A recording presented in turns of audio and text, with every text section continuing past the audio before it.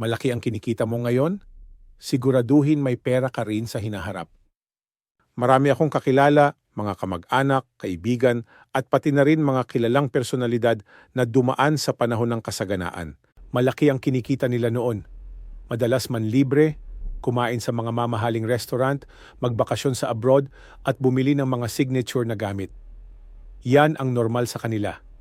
Ang masaklap, doon din nauubos ang kinikita nila. Hindi nila iniisip na ang magandang trabaho at malaking sweldo ay hindi panghabang buhay. Wala silang ipon, wala silang investments. Parang walang bukas kung gumastos. Ang iniisip nila ay easy come, easy go.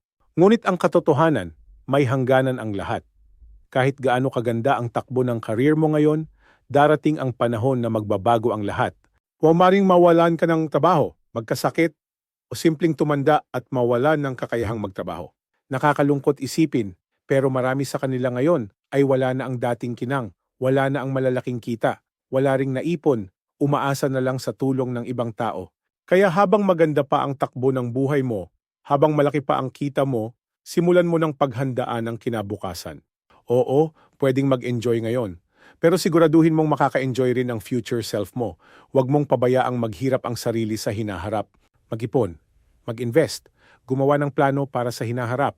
Ang pera mo ngayon, kapag ginamit ng tama, ay kayang bumuo ng kinabukasang hindi mo na kailangang mag-alala. Follow Retironario para sa mga practical tips sa budgeting, saving at stock investing. Simulan mo na ngayon ang pagbuo ng iyong retirement fund dahil ang tunay na yaman ay ang pagiging handa